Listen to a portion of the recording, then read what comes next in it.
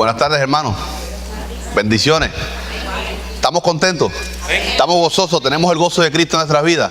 Por estar, ¿verdad?, un domingo más en la casa del Señor, casa de oración, casa del pan, donde venimos a buscar de Él, ¿verdad? Estar en comunión con nuestro Dios, nuestro Señor triuno, Dios Padre, Dios Hijo, Dios Espíritu Santo, y también comunión con nuestros hermanos, porque Dios mora en cada uno de sus hijos. Así que mantengamos, ¿verdad?, esa comunión vertical, pero que también es horizontal con nuestros hermanos. En estos conoceréis que son mis discípulos, que son hijos de Dios, en que sí se amaren los unos a los otros. Así que ese es el mayor testimonio de nosotros con nuestras vidas, en el amor que nos tengamos los unos a los otros. Así que saludos, ¿verdad?, a nuestros hermanos de la iglesia local, Primera Iglesia Bautista Hispana de Cape Coral, que pastorea nuestro hermano pastor Asael González. Saludos, esto, ¿verdad?, introducción para nuestros hermanos de la internet.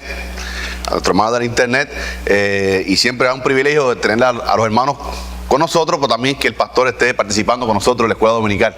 Para nosotros, ¿verdad?, es un gozo tremendo.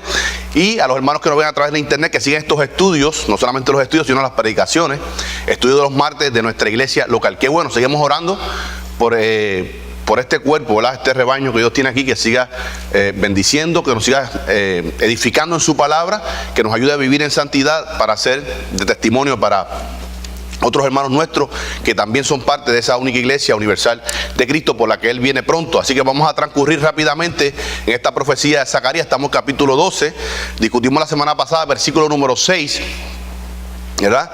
Y hoy vamos a tratar el versículo 7, que era parte de la clase anterior. Siempre hacemos un plan de estudio, pero qué bueno que cuando la clase es dirigida por el Santo Espíritu de Dios, Él rompe ese plan, porque Él es soberano y Él tiene control del culto, de la clase y de todas estas cosas. Así que vamos a discutir hoy un repaso muy breve y contestar una pregunta que nos hizo un hermano después de terminar la escuela dominical el pasado domingo. Vamos a tratar de contestarla lo más brevemente posible. Discutir el versículo 7. Vamos a avanzar bastante rápido en el 7. Nos detenemos un poco en el 8 y el 9, que es un versículo corto y en realidad está todo ahí explícito, ¿verdad? Que no tenemos que abordarlo tanto, el versículo número 9, para así entonces comenzar la clase. Así que vamos a discutir brevemente algunas cositas que discutimos la semana pasada. Versículo número 6, Zacarías 12, dice: en aquel día pondré a los capitanes de Judá como brasero de fuego entre leña y como antorcha ardiendo entre gavillas, y consumirán a diestra y a siniestra a todos los pueblos alrededor. Y Jerusalén será otra vez habitada en su lugar en Jerusalén. Discutimos que en esa primera frase, en aquel día, se refiere al día del Señor o día de Jehová, pero específicamente en esa fase cuando Él entra en un trato personal con la humanidad. ¿Ve? Discutimos que ese día del Señor comprende un largo periodo de tiempo con muchos eventos. Y aquí estamos refiriendo a ese evento cuando Él entra, ¿verdad?, al tiempo y al espacio del hombre, y tiene un trato personal con el hombre. Muchos de ellos porque le esperan para su salvación, su redención, y que estarán viviendo. Nosotros a veces usamos este lenguaje pretérito, porque es tan seguro que lo damos ya por hecho. Muchos en ese tiempo, ¿verdad? Y esta carta de Judas, el apóstol Judas, medio hermano del Señor Jesucristo, en cuanto a la carne, él dice allí que de esto profetizó, Judas 14, de esto profetizó Enoc, séptimo desde Adán, que vino el Señor con sus ángeles. Vino, como, fíjense, hermano, séptimo desde Adán, Enoc. Ya profetizó de la segunda venida, de esa fase cuando Jesucristo viene personalmente, sin relación ninguna con el pecado. ¿Ve? Ya ese vino es un pretérito, como que ya, aunque lo dijo en el pasado, está dando un perfecto cumplimiento de eso. Y nosotros esperamos en Cristo, en el resto de la iglesia. Y hermano, y que sea una realidad en nuestras vidas, ¿verdad? Que ya eso es, Él lo va a cumplir porque es palabra de Él. Pero hay un remanente fiel durante el tiempo de la tribulación que lo espera, así como nosotros esperamos hoy el resto de la iglesia. Eso que le esperan para salvación, para tomar su heredad, y los de las naciones, y el Israel incrédulo, para el juicio. ¿Ve?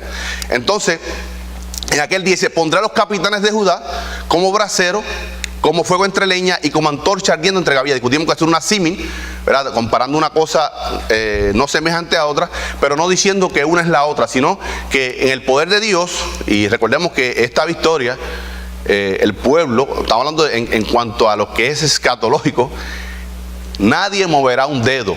Él actuará personalmente. Pero esa victoria es imputada a su pueblo. O sea, el Señor no necesita ayuda de nadie. Porque Él es todopoderoso. Vamos a estar viendo después en el capítulo 14. Pero dice aquí que esa victoria imputada, por el Señor dice que pondrá a los capitanes de Judá como brasero entre leña, como antorcha ardiendo entre gavillas. Dice, y consumirán a diestra, hacia su derecha, y siniestra, a todos los pueblos de alrededor, aquellos que vayan contra. Vamos a estar viendo hoy que algunas versiones dicen los que van contra Jerusalén, y otras versiones dicen los que ataquen. Es sinónimo. Cuando van en contra es con la intención de atacar, de hacer daño a Jerusalén. Dice esa última frase, que ahí fue que nos detuvimos bastante en el estudio: y Jerusalén será otra vez habitada en su lugar, en Jerusalén. Y discutimos por qué Jerusalén dos veces y que no es la misma palabra. Jerusalén, en la primera palabra es Jerusalén, que se refiere a la ciudad capital de Israel, podríamos decir el cuartel general del milenio, ¿verdad? Ahora dice, será habitado otra vez en su lugar, en Jerusalén, con referencia al monte Sión, monte Moriah, monte Sión, donde está enclavada toda la ciudad, pero dentro de ese gran monte hay un montículo que es Moriah, donde se edificó el primer templo, casa de Jehová, por Salomón. ¿Para qué, hermano? Para que su Shekinah, su presencia, estuviera allí para tener comunión con su pueblo, comunión a través del sumo sacerdote de ese entonces, ¿verdad? Y que hubo una reedificación, que es lo que estamos estudiando, Zacarías 12, 13 y 14, para este tiempo que se inaugura en el 516, que se reedifica, ¿verdad? Con Zorobabel, Josué el sumo sacerdote, y estos dos profetas, Ageo y Zacarías, y eventualmente Nehemías y Esdras, que reedifican la ciudad y los muros de la ciudad. Es reconstruido para volver esa comunión con su Dios, hermano, ¿verdad? A veces las personas, no, esto es un edificio. Bueno, es un edificio estructural como cualquier otro edificio, pero cuando está la iglesia hay presencia de Dios. Aquí hoy está la Shekinah de Jehová, hermano, porque el Espíritu Santo mora en nosotros, pero también se mueve en torno a nosotros, porque Él es omnipresente. No solamente está dentro de mí, Él es omnipresente, está en cada uno de mis hermanos y se mueve en medio de su pueblo. Dice Sofonías que Jehová, o sea, la Shekinah, el poder de Dios, en medio de su pueblo hay salvación. Y eso lo hemos experimentado en esta congregación. Aleluya. Hay salvación, hermano, porque no somos nosotros, es Dios en nosotros, en medio de nosotros. Hay salvación. Entonces, dando referencia, hermano, a que ciudad que Jehová Dios escogió desde la eternidad. Recordemos, Dios no es como nosotros, que somos progresivos. Nuestra santificación no está completada, no es absoluta. Estamos en una santificación progresiva, pero Dios es eternamente santo. La santidad emana de Él. Dios no tiene un plan A, un plan B y va cambiando. No, ya es un solo plan, un solo decreto que tiene diferentes partes. Dios no tiene decretos, tiene un solo decreto, diferentes partes, ¿verdad? Y ya Él escogió esa ciudad, y así va a ser en este contexto judío, promesa para su pueblo Israel. Ahora vamos a nuestras Biblias para cerrar con este capítulo versículo número 6. Zacarías 8:2, y aquí que lo pueda leer en voz alta y clara. Zacarías capítulo 8, escuche, versículo 2 y 3, en voz alta y clara, hermana Gini. 8, versículos 2 y 3, Zacarías.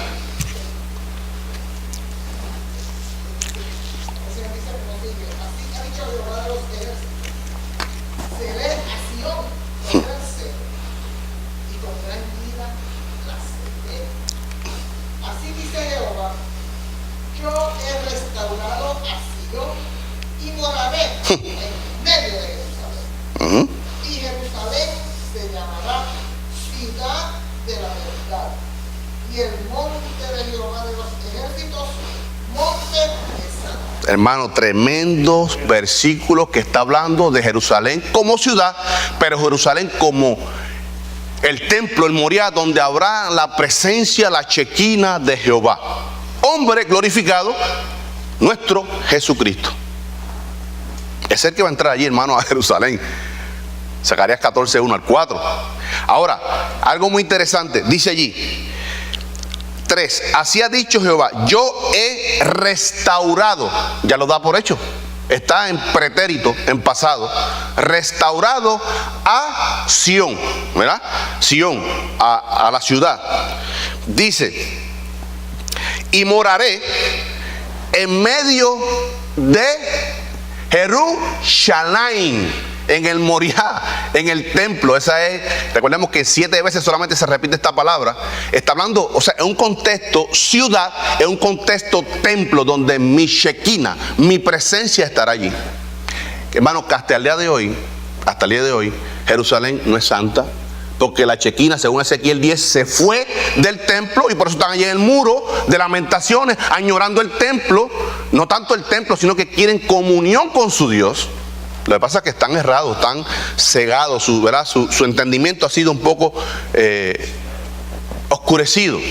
Dios con propósito, ¿verdad? Con propósito. Pero esto tendrá su cumplimiento en esta segunda venida, cuando Él cumplirá los pactos con Abraham, ese pacto abrahámico y el pacto davídico. Ahora, algo muy interesante, que esta palabra he restaurado en el hebreo es yo he vuelto a Jerusalén. Porque es la palabra en el hebreo shu. Vamos a estar viendo eso para que podamos entenderlo. Realmente, escuche, usted y yo, en contexto nuestro, no podemos ser restaurados si primero no hay presencia de Dios en nosotros. ¿Verdad que no? O sea, el Espíritu Santo es el que aplica la salvación a nuestras vidas. Entonces, usted y yo hemos sido restaurados y estamos en un proceso de santificación progresiva. O sea, nosotros venimos arrepentidos, asistidos por el Santo Espíritu de Dios, obra de Él totalmente. Primeramente nos llama con llamamiento santo, llamamiento divino, una convocatoria. Respondemos a ese llamado, no tenemos ningún mérito porque hemos sido asistidos, porque ese Espíritu Santo nos redarguye que lo que hemos cometido, que estamos cometiendo es pecado y trae juicio y condenación. Nos arrepentimos y entonces somos regenerados, justificados, sellados con el Santo Espíritu de Dios. Y como hay presencia de Dios en nuestras vidas a través de su Santo Espíritu, somos restaurados. Y dice Filipenses 1:6 que estemos persuadidos de aquello, que el que comenzó la buena obra en vosotros, que es el Espíritu Santo, a través de la salvación, ese que ha comenzado la obra. O sea, Él aplica la obra de Cristo a nuestras vidas y va a seguir en nuestro ayudador en este caminar hasta el mismo día de Jesucristo. Para nosotros, el rastro de la iglesia. Inclusive, hermano, por eso que es que en la tribulación no es que el Espíritu Santo se va de la tierra. Esos israelitas solamente alcanzan salvación a través de la obra del Santo Espíritu de Dios, porque eso sería por méritos propios y entonces por obra, y es por gracia, para que nadie se gloríe. Ahora vamos a estar viendo esa palabra en el hebreo. Dice shu, raíz primaria de volverse. En el hebreo dice esa palabra, no dice es restaurado, conlleva restauración, pero primero tiene que haber presencia de Dios allí para que haya restauración. Y vamos a estar viendo un versículo que dice, y limpiaré en aquel entonces aquellos que no he limpiado aún. Aplicando los méritos de Cristo. Dice, de aquí por alejarse, Ezequiel 10, la Shekinah se fue, salió del templo. Escuche esta cronología de eventos del templo, a través de la puerta hermosa, puerta de oriente, puerta dorada, y el olivete, el monte de los olivos. Y por ahí mismo retornará la presencia, la Shekinah de Jehová Dios, hombre glorificado, en la persona de Jesucristo. ¿Ve? Dice, por implicación de alejarse, literalmente o figurativo, necesariamente con la idea de volver al punto de partida. ¿Ve? Cuando el contexto hebreo, la amplitud que nos da, dice generalmente de entrar, de venir, volver, de vuelta. Lo que hizo en Zacarías 9:9 nuestro Señor Jesucristo a Jerusalén. Hizo una entrada triunfal ofreciéndose como ese Mesías tan esperado, ¿verdad? Eso para que podamos entender ese contexto de que Jerusalén será restaurada, sí, Pero primeramente cuando Él vuelva. Cuando yo vuelva, restauraré todas las cosas. Inclusive, hermano, aún el Espíritu Santo no ha restaurado todas las cosas. Quien va a restaurar las cosas es el Señor Jesucristo. El Espíritu Santo obra en nosotros aplicando la salvación. Pero el que restablecerá todas las cosas es Jesucristo, Jehová, hombre glorificado. Vamos a estar viendo Hechos capítulo 1, versículos 9 al 11. Voy a estar leyendo aquí en la pantalla. Dice sobre la ascensión de nuestro Señor Jesucristo. Dice, y habiendo dicho estas cosas, viéndolo ellos, sus apóstoles que estaban allí en el Olivete, en el Monte de los Olivos, fue alzado y le recibió una nube que lo ocultó de sus ojos. Y estando ellos con los ojos puestos en el cielo, entre tanto que él se iba, he aquí se pusieron junto a ellos dos varones con vestiduras blancas.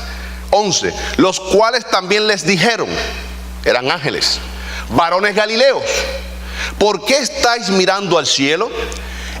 Escuche, este mismo Yeshua, este mismo Jesús, o sea, este hombre, es muy específico, este médico Lucas, este sabio Lucas, este Jesús, nombre de hombre, que ha sido tomado de vosotros al cielo, así mismo vendrá como lo habéis visto ir. Ellos vieron que la planta de sus pies estaban sobre el Monte de los Olivos, y vieron cuando esa planta de sus pies de Jesús, hombre glorificado, Dios en toda su plenitud, se despega del Monte de los Olivos. Y leímos la semana pasada Zacarías 14, 1 al 4, donde la planta de sus pies se posará nuevamente en los olivos.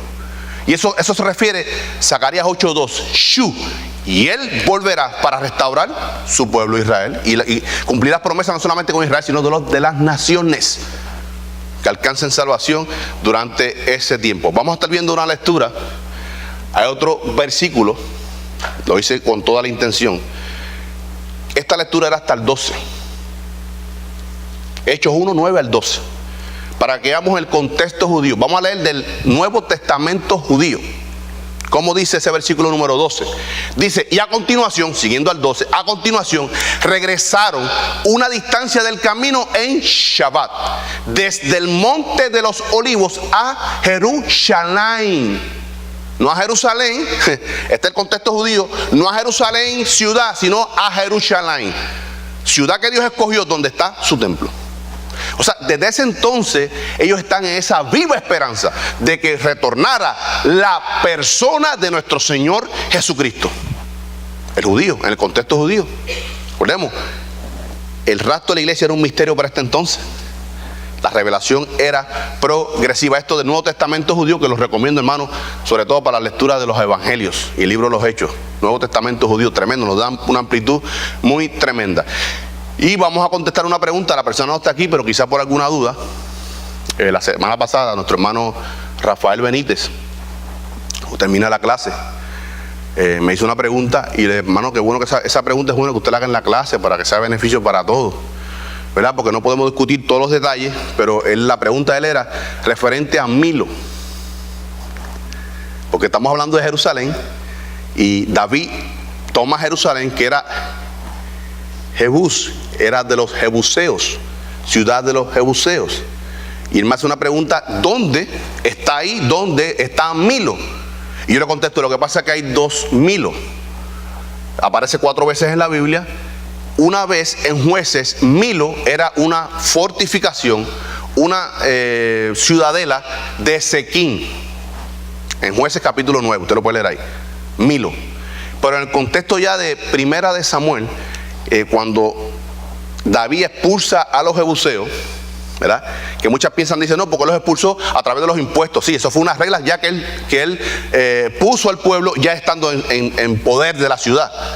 Pero esta persona, este rey jebuseo, le dice, David, no nos ataques, porque aquí ni los ciegos ni los cojos, ni ellos te aman, ni ellos te quieren. Fíjense la connotación, ni los ciegos, ni los cojos, ni los indefensos, ni los enfermos, ni ellos te quieren. Y David dice, no me quieren. Dijo a sus soldados, vayan y no dejen ni a ciego, ni a mudo, ni a ninguno que esté enfermo, lo dejen vivo, mátenlo, porque no me aman. O sea, que David tomó esto a la fuerza y después que él toma posesión de la ciudad, pone estos impuestos y muchos de ellos se anexan al pueblo judío. Toman las reglas y se hacen judíos, ¿verdad? Las costumbres, que eso lo estudiamos en la clase. Dice, y en aquel día estos de las naciones, sobre todo los filisteos, serán como el jebuseo en días de David. O sea, se adoptarán a la religión judía, aceptarán, abrazarán el evangelio eterno de Dios. Ahora vamos a estar discutiendo aquí ese que era Milo. Básicamente, hermano, Milo, esta foto la vimos la semana pasada. Esta es la ciudad de Jerusalén, ¿verdad? Este es el monte Moriah. Y esto aquí, que se conoce como la ciudad de David, eso era Milo cuando David va a tomar posesión de la ciudad Jebús, de los jebuseos, que es Jerusalén. Eso era Milo. Y entonces él la toma, que vamos a decir, como decir, ese era el fuerte de la ciudad. Él la toma y esto es Milo. Pero todo esto era Jebús, donde habitaban los jebuseos. Eventualmente, después, su hijo Salomón hace un relleno. O sea, nosotros decimos en Puerto Rico rellenar, como una empalizada, un risco. Se rellena para que tome el mismo nivel del otro terreno. Entre el monte Moriah, que es este que está aquí, y Milo, o hoy día se conoce como ciudad de David, había un risco aquí en esta parte. Usted puede que esto es como relleno. ¿Ve esta parte de aquí está aquí? Todo esto es rellenado. Obra que hizo su hijo Salomón. Salomón rellenó todo eso. Había como una hondonada entre la ciudad de David, una hondonada, y el monte Moriah, el templo. Su hijo Salomón, como era la esperanza de David, su hijo Salomón, cuando su padre muere, él rellena todo eso y casi lo anivela el monte, o sea, ciudad de David, que está en el monte Sión, con el monte Moriah para con el templo. ¿Ves? Qué pena que nuestro hermano no esté aquí para que veamos ese contexto. Y hasta el día de hoy, esta es una foto del 2009, vemos que esto que está aquí, esta calle, que esto es la ciudad de David, ve la muralla aquí, esto es la ciudad de David, que también se conocía como una ciudadela. Todo esto es rellenado para que se anivelara esta ciudad con el monte Moriah que comenzaba en este lado de aquí. El día de hoy, sí, hermano Jesús. Esto es sureste. Exactamente, hermano Jesús, esta esquina, los predios del templo, es la esquina sureste. Ahora, esta puerta que está aquí, que es la puerta de oriente o puerta dorada, esto es el este, frente a frente al monte de los olivos. Y discutimos la semana pasada que es una distancia tan corta como un poquito más de media milla, es .72 millas. Y vamos a estar viendo aquí en algo que quiera discutir con esto, hermano. Dice, a continuación regresaron del monte de los olivos una distancia del camino en Sabbat desde el monte de los olivos. Esto quiere decir, era no la distancia de un sábado, o sea, es un sábado. Estos judíos y nosotros en nuestro contexto podemos caminar bastante, un día normal de 8 o 10 horas. ¿Ves? Está refiriéndose en esto de camino a un día de Sabbat, porque la distancia mayor que podía caminar un judío en un sábado eran 900 metros o 2000 codos. O sea, aquí entendemos que en realidad es cerca de 1 kilómetro. 1 kilómetro son 1000 metros. Entre la muralla de Jerusalén, esa puerta dorada o puerta de oriente, hacia el monte de los olivos es un poquito más de media milla. Es tan cerca. Por eso discutimos en Joel 3 que cuando Jesucristo tome la planta de sus pies allí en el monte de los olivos, se hendirá para hacer un gran valle. Porque no hay distancia. Y los teólogos liberales dicen que no hay distancia para hacer esa guerra tan grande en solamente un valle de media milla por 6 o 7 millas de ancho. Que quepan. No, habrá un gran valle cuando esta gran monte de Sion, este cerro del monte de los olivos es extenso. O sea, es una empalizada que va subiendo, aunque no es muy alto, pero es extenso. Y se hendirá para hacer ese gran valle. Por eso se refiere a un día de camino de sábado. La máxima distancia, le doy por oportunidad, hermana, la máxima distancia que podía caminar un judío en sábado, que eran o 900 metros, en nuestro contexto, en el contexto eran 2000 codos, que era la distancia. Cuando estaban las 12 tribus alrededor del tabernáculo, la tribu más distante del tabernáculo, esa era la distancia. ¿Me siguen ahora? Para que pudieran caminar hasta ahí, hermana Gladys. Sí, estoy confundida porque realmente yo no sabía que había un Nuevo Testamento judío. Yo comprendo la Biblia en el Viejo Testamento y el Nuevo Testamento. Ahora veo un Nuevo Testamento judío. ¿Qué quiere decir? No. Sí, vamos a explicar, hermana. La Biblia, la palabra de Dios es una, pero tiene muchas versiones. Esto es una versión judía, escrita por judíos, para nosotros, ¿verdad? Para todos, para que podamos entenderla. O sea, a veces cuando vamos a los seminarios de diferentes iglesias, hay personas que no leen otra Biblia que sea Reina Valera 60. Yo respeto eso, hermano. Yo respeto eso. Inclusive nosotros estábamos en una congregación que decía que si no era King James, no era Biblia. Hermano, hay que tener cuidado con eso. Yo cuando vi la primera vez, pero me di cuenta que la congregación era hispana. Este Nuevo Testamento judío que sale hace como 5 o 6 años, son teólogos judíos que toman los manuscritos, ¿verdad? Y hacen su versión. Por eso que hay muchas palabras que son en el contexto arameo y hebreo. O sea, no es algo distinto a lo que usted tiene. No es algo distinto al Nuevo Testamento que usted usa Reina Valera 60. Son palabras que son más profundas, pues están dentro de su contexto. ¿Ve? Por ejemplo, usted es cubana, ¿no? Ajá. Y usted, como nosotros los puertorriqueños, los ticos, hablamos español. Pero hay unos dialectos dentro del mismo español que se entienden en el contexto cubano y otros en el contexto puertorriqueño. Y estos son tremenda bendición para nosotros, poder leer estas versiones, porque están en ese contexto totalmente judío y para nosotros podemos entenderla. No es que es nada distinto a lo que usted tiene, hermana. No, yo tengo diferentes Biblias, lo uso. Sí, pues esto es una versión que salió hace como 6 años, tremendo. Nuevo Testamento judío. O sea, es un Nuevo Testamento que usted tiene, que yo tengo, pero con unas palabras judías y arameas en el contexto en que se hablaron. O sea, es el mismo texto, pero más ampliado cuando vamos a estudiarlo, ¿verdad? Dentro de... ¿Pero no está dentro de una Biblia? No, Nuevo Testamento es parte de la Biblia, de la única Biblia. Quiero a ese Nuevo Testamento judío. Sí, es como una Biblia, pero solamente comprende los 27 libros del Nuevo Testamento. O sea, ahí no hay nada del Antiguo. ¿Ok? Ya no sé si le contesté la pregunta. Perfecta. Si la puede accesar, adquirirle, eso, tremenda bendición, hermana.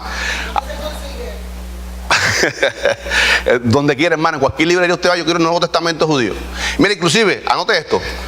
Mire, Nuevo Testamento judío, Messianic Jewish Publisher, Clarksville, Maryland. Esa es la publicación creo que salió en el 2008, 2009. Tremendo, no sé si hay otra versión nueva, pero tremendo lenguaje en el contexto judío para que podamos entender más, sobre todo los 4 evangelios y el libro de los Hechos.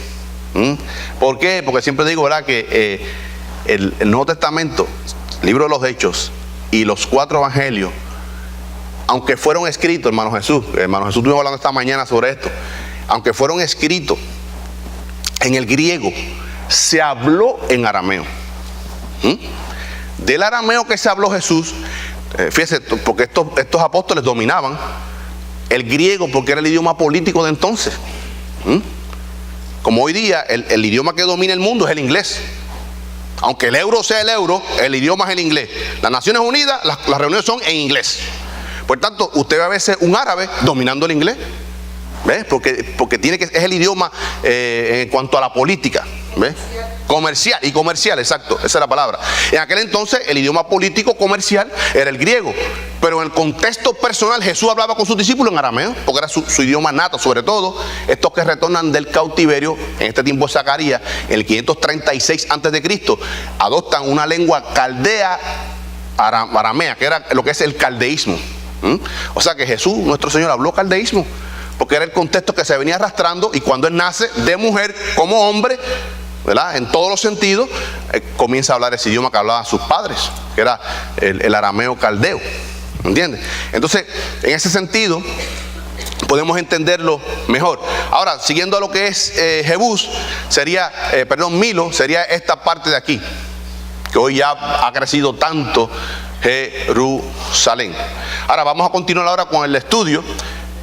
Versículo 7, precioso, hermano. Esto de Jerusalén, este estudio sobre todo histórico de Jerusalén, a mí me encanta porque puedo entender la profecía bíblica. Vamos a estar viendo ahora versículo número 7, entrando en este estudio muy breve del versículo número 7. Dice ahí, Zacarías 12:7: y librará Jehová las tiendas de Judá primero, para que la gloria de la casa de David y del habitante de Jerusalén no se engrandezca sobre Judá. Vamos a estar viendo algunas versiones que siempre utilizamos. De las 6 versiones, aquí quisimos ahora usar Para que nos dé un poquito más de amplitud, Nueva Traducción Viviente. Dice allí, en ese versículo, en esta versión: el Señor dará primero la victoria al resto de Judá.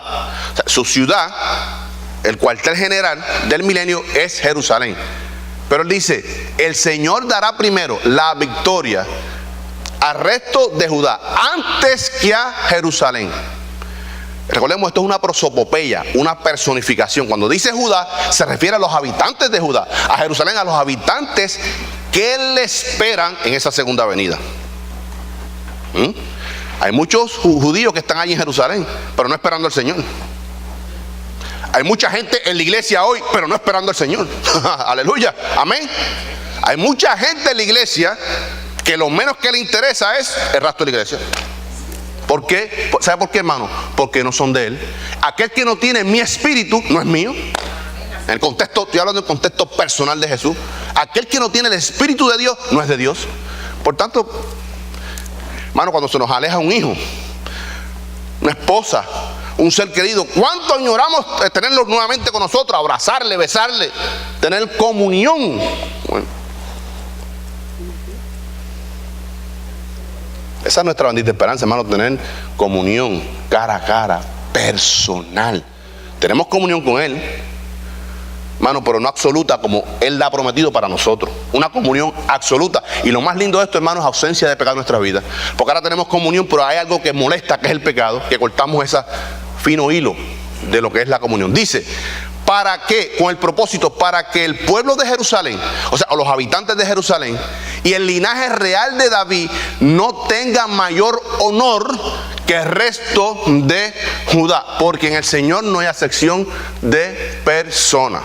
Él ha escogido, como escogió a David, con un propósito, pero no es que David es mejor que cualquier otro judío, no, con un propósito.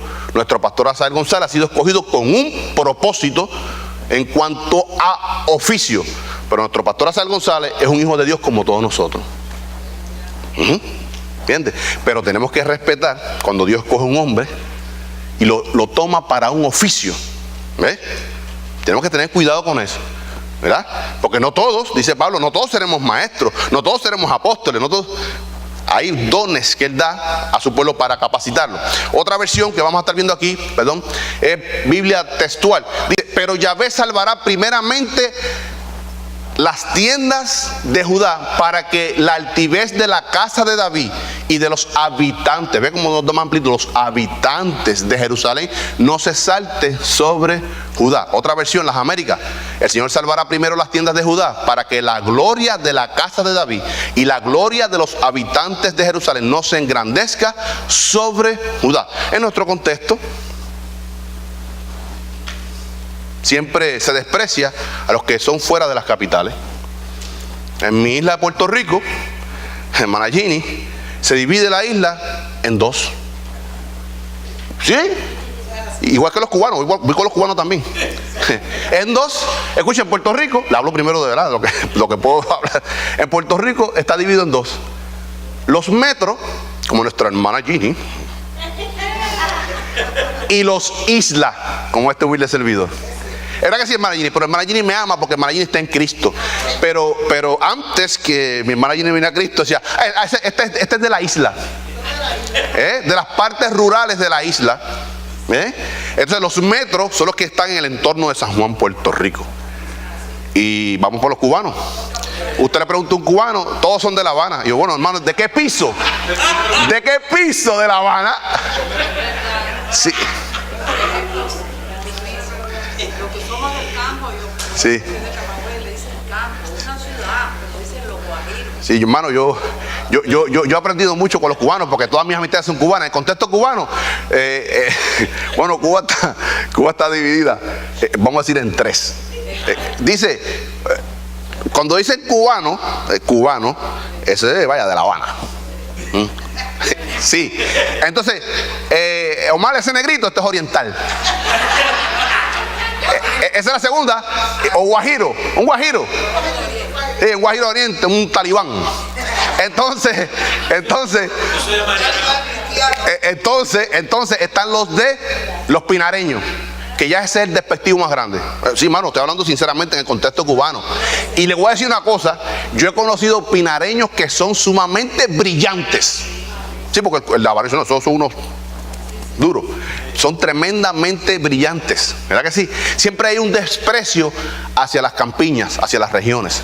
¿Ves? En nuestro contexto también, en aquel contexto el habitante de Jerusalén, aunque Judá está, o más bien Jerusalén está dentro de Judá, pero está hablando de las zonas rurales, de las campiñas, de las campiñas, porque aún una persona que es de La Habana, pero vive por allá por Cocosolo, dice, no, yo soy de La Habana, habanero, ¿entiendes? ¿Ves? No, yo soy de La Habana, pero soy del campo, ¿sabes?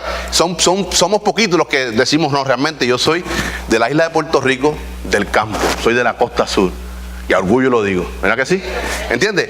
Que en Cristo, hermano, no debe haber esa división, que a veces la vemos en la iglesia, es triste, a veces la vemos en la iglesia. Pues en ese sentido está hablando aquí, vamos a estar viendo el versículo, discutirlo. Dice, y librará Jehová las tiendas de Judá primero. ¿Ves? O sea, los primeros en recibir esta bendición son los de las provincias, la gente más humilde. Y dice ahí, las tiendas. ¿Por qué tiendas, hermano? Tiendas.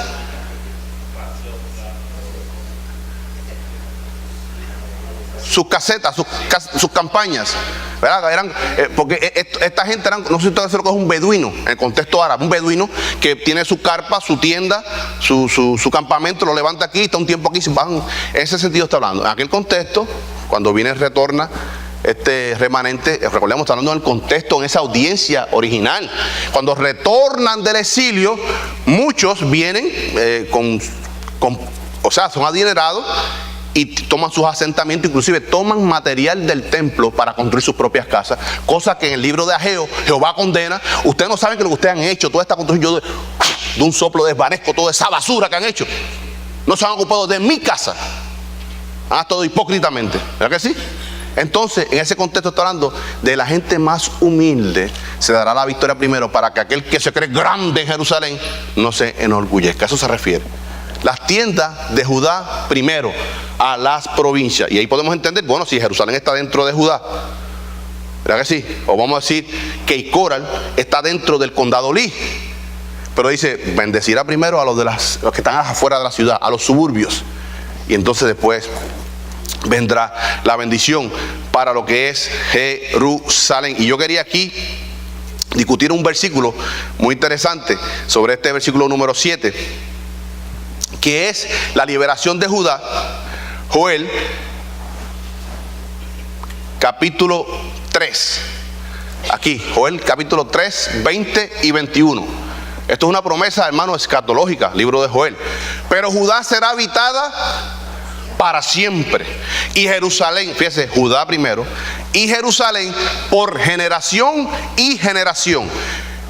Y copulativa, y voy a añadir más, aquí está hablando, aquí es Jehová Dios. Y limpiaré la sangre de los que no había limpiado, obra del Señor. Y Jehová morará en Sión. ¿Quién viene? Dios Padre. ¿Quién viene? Jesucristo. Jehová, hombre glorificado. Qué bonito, ¿verdad? Esa bendita esperanza de ese pueblo. Ahora, hay otra frase. ¿Por qué salvará? Se aplicará esa victoria, esa bendición primeramente a los de las campiñas, a la gente más humilde. Dice, escuche, para que la gloria de la casa de David, o sea, no solamente los de la capital, sino los que son del linaje de David, que saben que son del linaje real, y del habitante de Jerusalén, no solamente del linaje real de David, sino los que habitan ahí en Jerusalén, no se engrandezca sobre Judá. Y siempre hemos discutido aquí lo importante de entender lo que son las conjunciones. Eso, para qué, es una conjunción consecutiva. Escuche, esto lo hemos estudiado muchas veces, siempre que estamos repitiendo para que podamos captar esas cositas, ¿verdad? Dice, las consecutivas, dice, son 4. Dice, explicación. O sea, ¿por qué Jehová Dios está dando una explicación de por qué Él va a salvar primero a los de las provincias? Dice, es una conjunción explicativa. Porque, que, para qué es con propósito. Y esto es una conjunción, en el contexto, ¿verdad?, de la hermenéutica, se hace una conjunción con un propósito divino. Ese para qué lo podemos entender ahora, que es con un propósito. Dice ahí, para que la gloria de la casa de David, de los que son del linaje de David, pero también de los habitantes de Jerusalén, de la capital, no se engrandezca sobre Judá. Hermano, que está hablando aquí de el reino milenial, sobre todo justicia e equidad, que ningún sistema humano podrá establecer. Solamente Jesucristo, Dios, hombre glorificado, puede establecer. ¿Por qué? Porque Él es Dios. Y Él establecerá ese reino de justicia e equidad. Vamos a estar viendo otro versículo. Versículo número 8. Dice, en aquel día Jehová defenderá al morador de Jerusalén. El que entre ellos fuera débil, en aquel tiempo será como David. Y la casa de David como Dios, como el ángel de Jehová delante de ellos. Además, esto es un versículo precioso que los judíos ortodoxos atesoran en su corazón. Zacarías 12:8. Vamos a estar discutiéndolo frase por frase. Antes vamos a la traducción, Nueva Traducción Viviente. Dice, fíjense qué claridad. Dice, en aquel día el Señor defenderá al pueblo de Jerusalén, o sea, los habitantes de Jerusalén. El más débil entre ellos será tan poderoso, qué claridad nos da esta versión, como el rey David. Vamos a estar viendo por qué era tan poderoso el rey David. Y los descendientes reales, lo podemos entender, los que son de ese linaje de David, serán como Dios mismo, como el ángel de Jehová o del Señor, que va delante de ellos. Y vamos a estar viendo aquí ese cómo es un símil, no es que serán dioses. Por eso siempre estudiamos esas figuras literarias. Biblia textual, o más bien de Jerusalén. Dice, en aquel día Yahweh será escudo al habitante de Jerusalén. Aquel día el más débil entre ellos será como David, y la casa de David, o sea, el linaje de David, será como Elohim. Anote eso, hermano. Elohim. Y Elohim es Dios plural. Un Dios en tres personas. Aún en el Antiguo Testamento se estaba hablando de eso, pero no era entendible por la revelación que era progresiva. Elohim es un Dios en tres personas. Génesis 1:1, ahí vemos las tres personas. Dios Padre, Dios Hijo y Dios Espíritu Santo. Vamos a estar discutiendo ahora, desglosando un poquito esa parte ahí dice Elohim. Algo muy interesante dice, dos puntos, como el ángel del Yahweh o de Jehová delante de ellos. Y vamos a estar viendo quién es ese ángel de Jehová. En aquel día, la primera oración o la primera parte del versículo, en aquel día Jehová defenderá al, artículo determinado, al morador de Jerusalén, pero al que le espera. Ese al está hablando, es específico de los que le esperan. En el contexto hebreo dice, y él defenderá al que le espera. Al que no le espera, lo que viene es juicio, lo que viene, como dicen los cubanos, candela. El que entre ellos fuera débil, en aquel tiempo será como David. Zacarías, o más bien Jehová está hablando de un contexto que yo pudiera entender. Escuche, hasta el día de hoy, si usted ve algunos videos de la guerra del 1967, la guerra de los 6 días, los testimonios de ellos eran emulando a David. Ese es su guerrero. No solamente es su rey, David es su guerrero. Hasta el día de hoy ninguno como David en cuanto a la guerra. Por eso Jehová amaba tanto, o ama tanto a David, que le dice, tú no me puedes construir mi casa. Tú eres un hombre sanguinario, aunque con mi propósito te he levantado. Tu hijo me edificará casa, Salomón. Un hombre sanguinario. Vamos a estar viendo aquí por qué esa referencia de David. Primer libro de Samuel. Vamos a estar leyendo versículo 18. Capítulo 18, versículos 7 y el 30. Pero usted lea toda esa parte completa, hermanos. 18, primer libro de Samuel, no primera de Samuel. Primer libro de Samuel, capítulo 18, versículos 7 hasta el 30. Pero aquí vamos a leer solamente estos dos. Dice, Y cantaban las mujeres que danzaban y decían, cuando retornaban de la guerra: Saúl hirió a sus 1000 y David a sus 10.000. Termina el 30, dice: y salieron a campaña los príncipes de los filisteos, y cada vez que salían, David tenía más éxito que todos los siervos de Saúl. En el hebreo dice que todos juntos. Por lo cual, explicación, o sea, como resultado, se hizo de mucha estima su nombre, el nombre de David, dentro de el pueblo de Israel completo. Porque vamos a estar viendo aquí que cuando se divide el reino del norte, aún aquellos del norte decían: no, David es el bravo. Segundo libro de Samuel 17, 8 al 10. Dice: y añadió Usaí. Hermano, estamos hablando aquí en este contexto de que este contexto del segundo libro de Samuel está hablando de los consejos de Aitofel y de Usaí a Absalón cuando se levanta esta rebelión contra su padre. Dice: y añadió Usaí: tú sabes que tu padre y los suyos son hombres valientes, está hablando de los guerreros de David, y que están con amargura de ánimo, como la osa en el campo cuando le han quitado sus cachorros. Además, tu padre, David, es hombre de guerra y no pasará la noche con el pueblo. He aquí, él estará ahora escondido en alguna cueva o en otro lugar. Y si al principio cayeron algunos de los tuyos, quien quiera que lo oyera dirá: el pueblo que sigue a Absalón ha sido derrotado. O sea, era una derrota garantizada, porque está hablando de David, que fue contra David. Y aún el hombre valiente, cuyo corazón sea como el corazón del león, desmayará por completo, porque todo Israel sabe que tu padre David es hombre valiente y los que están con él son esforzados. Ese es el rey David. Segundo libro de Samuel 18, 1 al 3. David pues pasó revista al pueblo que tenía consigo y puso sobre ellos jefes de millares y jefes de centenas. Y envió David al pueblo una tercera parte bajo el mando de Joab, una tercera parte bajo el mando de Abisai, hijo de Sarbia, hermano de Joab, y una tercera parte al hermano de Itaí, Geteo. Y dijo el rey al pueblo, David: yo también saldré con ustedes, con vosotros. Dice: más, por el contrario, el pueblo dijo: no saldrás, porque si nosotros huyéremos, no harán caso de nosotros, y aunque la mitad de nosotros muera, no harán caso de nosotros. Mas tú ahora vales tanto como 10.000 de nosotros. Rey David: será pues mejor que tú nos des ayuda desde la ciudad. O sea, David, quédate en la ciudad, porque si tú mueres es como si murieran 10.000 de nosotros. Esa es la connotación que tiene este versículo.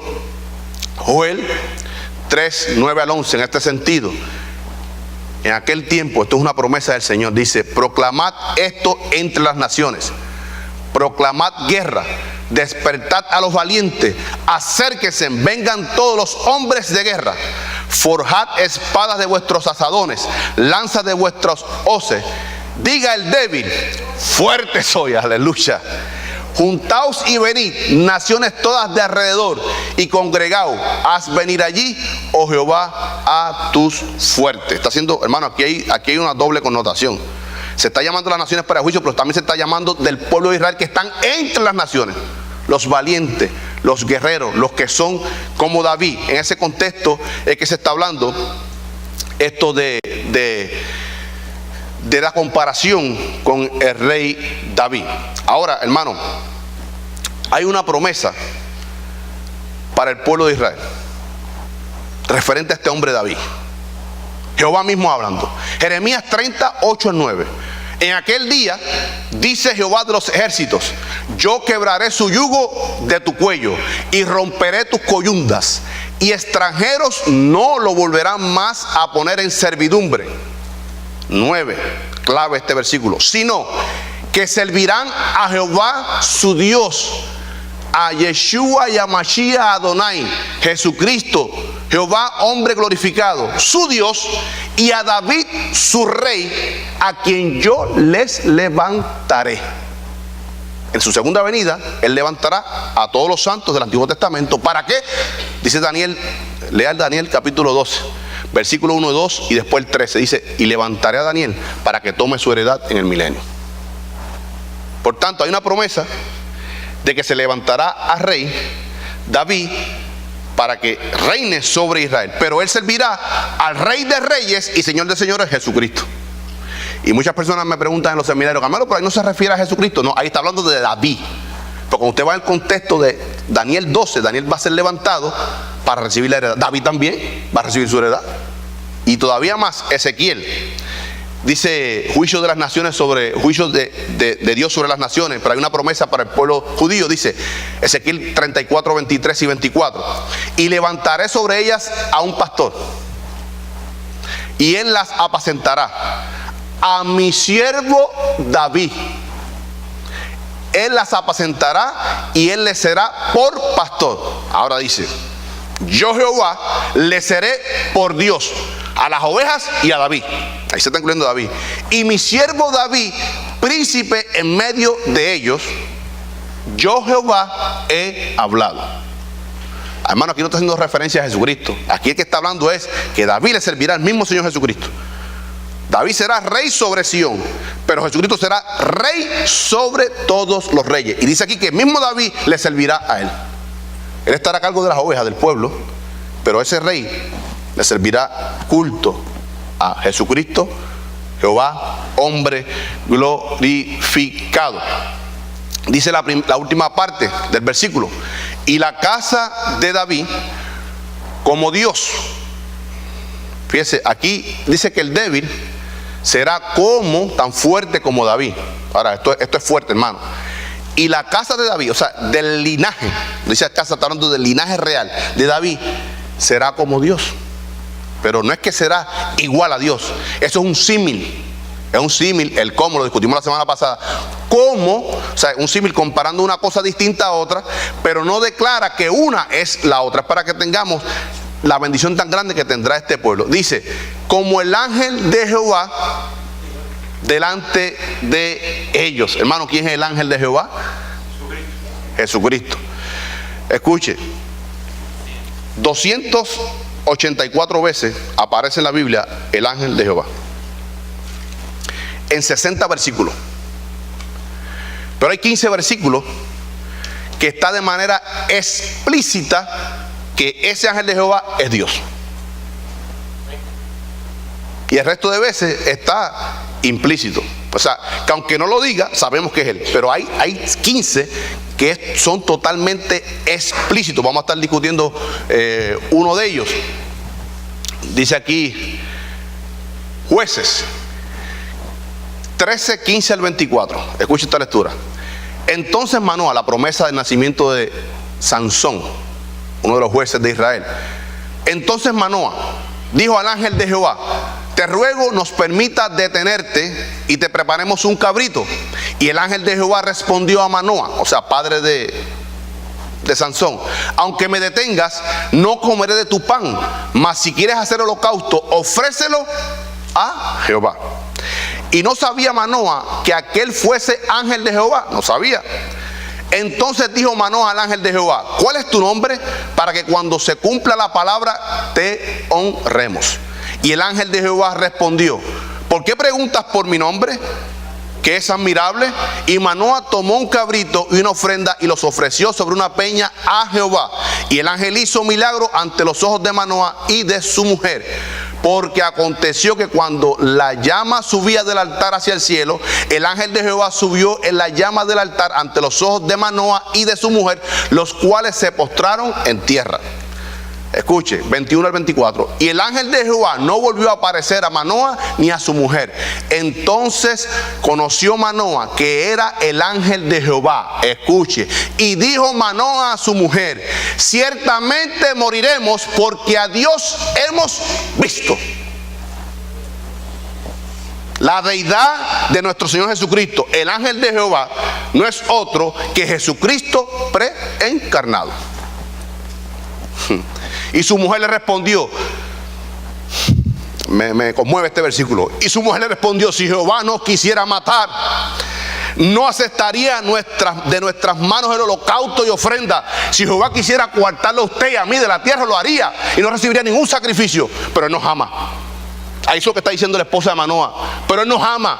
Si Él quisiera matarnos, nos mataría y no aceptaría de nuestras manos holocausto ni ofrenda, y la iglesia, ni ofrenda, ni diezmo, ni ninguna alabanza de labios si Él quisiera.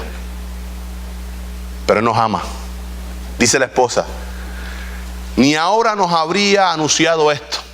¿Qué nos ha anunciado el Señor para nosotros? Nuestra bendita esperanza. Juan 14, he aquí me iré y prepararé lugar para ustedes, y vendré y os tomaré a mí mismo, para donde yo estoy, ustedes estén conmigo. La mujer dio a luz un hijo y le puso por nombre Sansón. El niño creció y Jehová lo bendijo. Estamos hablando aquí, hermanos, en este contexto, que habrá tanto poder, bendición, podríamos decir, una victoria imputada, una salvación imputada tan grande que se compara como, en un símil, como será el débil será fuerte, el flaco será poderoso, como David. Y los que son del linaje real de David serán como Dios, el ángel de Jehová. O sea, el mismo Dios. El mismo Dios. Una promesa tremenda. Terminamos ahora, hermano Julio, un minuto para buscar la aplicación. Una promesa de parte del Señor para su pueblo. Una tremenda esperanza del pueblo para con su Dios. Y eso tendrá perfecto cumplimiento. Para nosotros como iglesia, Él ha prometido, escuche, que todo lo podremos en Cristo. Él ha prometido, siempre y cuando estemos en su poder, en obediencia, sometidos al señorío de Cristo. Y Él ha prometido, Juan 14, que irá y está preparando un lugar para nosotros. Y vendrá y nos tomará. Para donde Él esté, nosotros estemos. El pueblo hebreo descansa en esa bendita esperanza de restablecimiento de la nación judía, salvación, reino milenial prometido. Él ha prometido para nosotros, la iglesia, una ciudadanía celestial. Y Él lo va a cumplir con su pueblo Israel y con nosotros. Hermanos, descansemos como aquellos judíos, ese remanente fiel que le espera hoy. Y aún en la tribulación le va a esperar, que nosotros descansemos en esa bendita esperanza de que este que le habla a Manoah es el ángel de Jehová. En toda la plenitud, Dios. Jesucristo, hombre preencarnado. Y el que habla en Juan 14 es el mismo del Antiguo Testamento. Es el mismo Dios. Descansemos en esa palabra, en esa bendita esperanza que Él cumplirá sus promesas, hermano. ¿Alguna duda, pregunta, comentario? Hermano, qué pena, hermano Benítez, que llegó un poquito tarde. Discutimos lo que era el Milo sobre David. La pregunta que usted hizo al final de la clase. Pregunta, duda, comentario, rapidito. Oremos, hermano. Estamos de pies y oremos para dar continuidad a este culto que hemos comenzado con la escuela dominical. Amantísimo Dios y Padre Celestial, venimos delante de tu presencia, Padre, en acciones de gracias por tu amor, tu infinita misericordia. Gracias por este privilegio de estar en tu casa, casa de oración, en comunión contigo, oh Señor, rindiendo culto a ti, pero también en comunión con tus hijos, con los santos de la iglesia, que son templo de tu Santo Espíritu, Señor.